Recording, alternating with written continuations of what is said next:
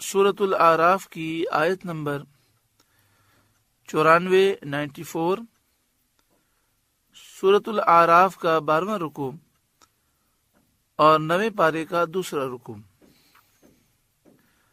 وما ارسلنا فی قریۃ من نبی الا اخذنا اہلها بالبأساء والضراء، اور نہ بھیجا ہم نے کسی بستی میں کوئی نبی مگر یہ کہ اس کے لوگوں کو سختی اور تکلیف میں پکڑا۔ یعنی جب کبھی کسی بستی میں ہم نے نبی کو بھیجا اور بستی والوں نے اس نبی کو جھٹلا دیا تو وہاں کے لوگوں کو سختی اور تکلیف میں پکڑا گیا، فقر و فاقے میں، تنگ دستی میں، بیماری میں گرفتار کیا گیا۔ لعلہم یضرعون، کہ وہ کسی طرح زاری کریں، تکبر چھوڑ دیں، توبہ کریں، اللہ کے حکم کے فرما بردار بن جائیں۔ اس آیت کریمہ سے معلوم ہوا کہ جب کوئی نبی علیہ السلام کسی قوم میں نصیحت کے لیے تشریف لے جاتے ہیں اور قوم ان کی نصیحت پر عمل نہیں کرتی تو ابتدائی طور پر لوگوں پر سختیاں اور تکلیفیں آتی ہیں، اور یہ سختیاں اور تکلیفیں اس لیے ہوتی ہیں کہ انہیں جھنجھوڑا جائے اور وہ توبہ کریں اور اپنی غلطیوں کا احساس کریں۔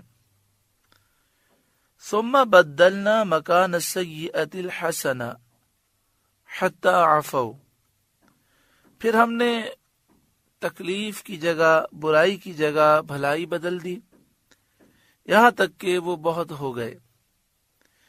یعنی سختی اور تکلیف کے بعد راحت، آرام، آسائش پہنچا دی گئیں، بدنی اور مالی نعمتیں مل گئیں۔ تو یہ چیزیں ایسی تھیں کہ بندہ اطاعت کرے اور شکر گزاری کرے، کیونکہ تکلیف کے بعد راحت کا احساس زیادہ ہوتا ہے۔ تو سختی و تکلیف کے بعد راحت، آرام، آسائش، بدنی اور مالی نعمتیں ملنا، یہ اطاعت کی طرف اور اللہ کی شکر گزاری کی طرف انسان کو لے جاتی ہیں۔ وہ بہت ہو گئے، یعنی ان کی تعداد بھی زیادہ ہوئی، مال بھی ان کے بہت بڑھ گئے۔ وقالوا، اور بولے، قد مس آباءنا الضراء والسراء، بے شک ہمارے باپ دادا کو رنج اور راحت پہنچے تھے، تکلیف اور آرام ہمارے باپ دادا کو بھی پہنچے تھے۔ ان زمانے کا قاعدہ یہی ہے کہ کبھی تکلیف ہوتی ہے، کبھی راحت ہوتی ہے۔ ہمارے باپ داداؤں پر بھی ایسے حالات گزر چکے ہیں۔ اس سے ان کا مقصد یہ تھا کہ جو پچھلا زمانہ سختیوں میں گزرا ہے، یہ اللہ کی طرف سے کوئی سزا نہیں ہے، لہذا اب ہمیں اپنا دین نہیں چھوڑنا چاہیے۔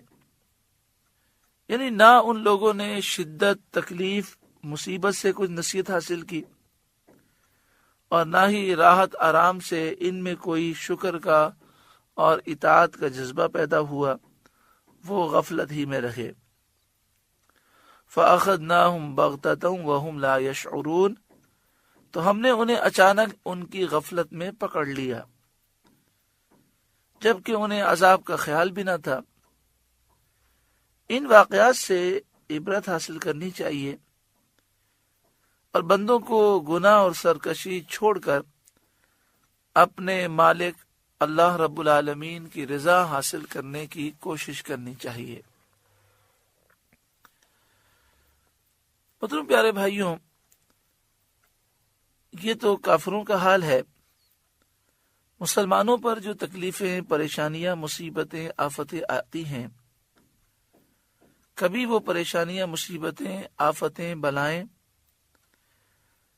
درجات کی بلندی کے لیے ہوتی ہیں کہ بندہ صبر کرے اور صبر کرنے پر اس کے درجات بلند ہوں۔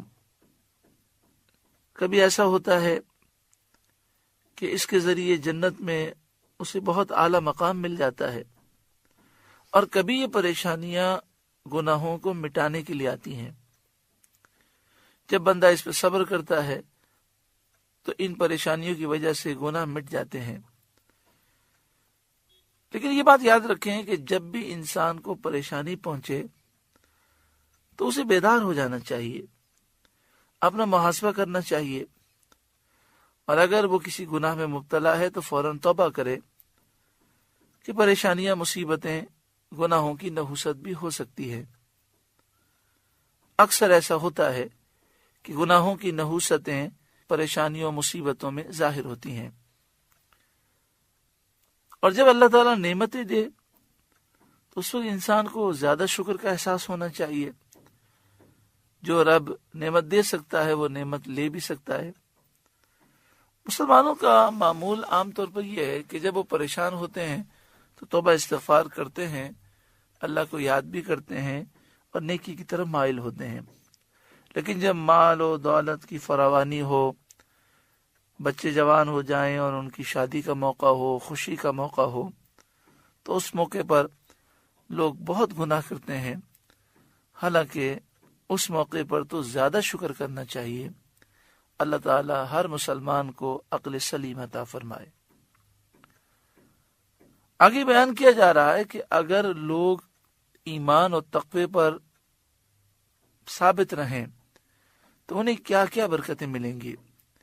وَلَوْ أَنَّ أَهْلَ الْقُرَىٰ آمَنُوا وَاتَّقَوْا، اگر بستیوں والے ایمان لاتے اور تقوی اختیار کرتے، ڈرتے، اللہ اور اس کے رسول کی اطاعت اختیار کرتے، اور جس چیز کو اللہ اور رسول نے منع فرمایا اس سے دور رہتے، لَفَتَحْنَا عَلَيْهِمْ بَرَكَاتٍ مِّنَ السَّمَاءِ وَالْأَرْضِ، تو ضرور ہم ان پر آسمان و زمین سے برکتیں کھول دیتے، ہر طرف سے انہیں خیر پہنچتی، وقت پر فائدہ مند اور مفید بارشیں ہوتی، زمین سے کھیتی پھل بکثرت پیدا ہوتے، رزق کی فراوانی ہوتی، امن و سلامتی نصیب ہوتی، آفتوں سے محفوظ رہتے۔ تو آج اگر مسلمان صحیح معنوں میں تقوی اختیار کرے اور آج کے مسلمان گناہوں کو چھوڑ دیں تو ہمارے لیے بھی آسمان و زمین کی برکتوں کے دروازے کھل جائیں۔ وَلَٰكِن كَذَّبُوا، مگر انہوں نے تو جھٹلایا، اللہ کے رسولوں کو جھٹلایا۔ فَأَخَذْنَاهُمْ بِمَا كَانُوا يَكْسِبُونَ، تو ہم نے انہیں ان کے کیے پر گرفتار کیا، مختلف قسم کے عذاب میں مبتلا کیا۔ أَفَأَمِنَ أَهْلُ الْقُرَىٰ أَن يَأْتِيَهُمْ بَأْسُنَا بَيَاتًا وَهُمْ نَائِمُونَ، کیا بستیوں والے، چاہے وہ کافر مکے کے رہنے والے ہوں، مکے کے گرد و پیش کے رہنے والے ہوں یا کہیں کے بھی کافر ہوں، کیا وہ نہیں ڈرتے کہ ان پر ہمارا عذاب رات کو آئے جب وہ سوتے ہوں۔ او امن اہل القریٰ ان یأتیہم بأسنا ضحی وہم یلعبون، یا بستیوں والے نہیں ڈرتے کہ ان پر ہمارا عذاب دن چڑھے آئے جب وہ کھیل رہے ہوں اور عذاب کے آنے سے غافل ہوں۔ افامنوا مکر اللہ، کیا اللہ کی خفیہ تدبیر سے بے خوف ہو گئے ہیں؟ کیا اللہ کی خفیہ تدبیر سے بے خوف ہو گئے اور اس کے ڈھیل دینے اور دنیاوی نعمت دینے پر مغرور ہو کر اس کے عذاب سے بے فکر ہو گئے ہیں؟ خفیہ تدبیر یہ ہے کہ اللہ تبارک و تعالی ڈھیل دیتا ہے اور گناہ کرنے کے باوجود نعمتوں کا نزول ہوتا ہے، پھر جب انسان عذاب سے بالکل بے فکر ہو جاتا ہے تو اچانک عذاب آتا ہے۔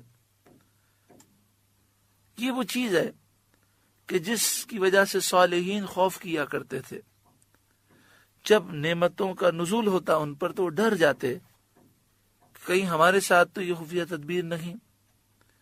فلا یأمن مکر اللہ الا القوم الخاسرون، تو اللہ کی خفیہ تدبیر سے بے خوف وہی ہوتے ہیں جو نقصان اٹھانے والے ہیں، جو تباہ ہونے والے ہوتے ہیں، انہی کے دل میں اللہ کی خفیہ تدبیر کا خوف نہیں ہوتا۔ ورنہ اس کے مخلص بندے وہ اللہ کی خفیہ تدبیر سے ڈرتے ہیں. ہر وقت یہی خوف ہوتا ہے کہ کہیں ہمارے ساتھ ایسا کوئی معاملہ نہ ہو جائے کہ ہم پر عذاب آنے والا ہو اور ہم نعمتوں کو دیکھ کر غافل ہو گئے ہوں. حضرت ربی بن خثیم کی صاحبزادی نے ان سے کہا کیا سبب ہے؟ میں دیکھتی ہوں سب لوگ سوتے ہیں اور آپ نہیں سوتے ہیں. حضرت ربی نے فرمایا اے نور نظر، تیرا باپ رات کو سونے سے ڈرتا ہے، یعنی یہ کہ غافل ہو کر سو جانا کہیں عذاب کا سبب نہ ہو جائے. اللہ تعالیٰ کی خفیہ تدبیر سے ہر مسلمان کو ڈرنا چاہیے. اور اسی رکوع میں ہم نے یہ سماعت کیا وَقَالُوا قَدْ مَسَّ آبَاءَنَا الضَّرَّاءُ وَالسَّرَّاءُ، اور وہ بولے بے شک ہمارے باپ داداؤں کو رنج اور راحت پہنچے تھے. یعنی انہوں نے ان تکلیفوں کے متعلق یہ نہ سمجھا کہ یہ تکلیفیں ان کے گناہوں کی وجہ سے ہیں. کہنے لگے یہ گناہوں کی وجہ سے نہیں ہے، اللہ کی طرف سے کوئی عذاب نہیں ہے، یہ کسی گناہ کی نحوست نہیں ہے، یہ تو ہوتا رہتا ہے. مسلمانوں کو ایسی سوچ نہیں بنانی چاہیے. جب بھی کوئی تکلیف آئے فوراً اللہ تعالیٰ کی بارگاہ میں انسان استغفار کرے اور اپنا محاسبہ کرے اور دیکھے جہاں جہاں غلطی ہے ان غلطیوں سے وہ توبہ کرے اور ایک اچھی زندگی گزارنے کا عزم کرے. اور جب نعمتیں ملیں تو اللہ کا شکر ادا کرے، اور اس وقت بھی وہ خوف کرے کہ کہیں ایسا تو نہیں کہ یہ نعمت کا ملنا خفیہ تدبیر ہو، کہ جس طرح کافروں کے ساتھ ہوتا کہ پہلے نعمتیں ملتی اور انہیں ڈھیل دی جاتی اور وہ نعمتوں میں جب گم ہو جاتے تو پھر انہیں برباد کر دیا جاتا. سورہ اعراف کا 12واں رکوع مکمل ہوا. اللہ رب العالمین اس کی نصیحتوں سے ہمارے قلوب کو روشن منور فرمائے. اللہ اللہ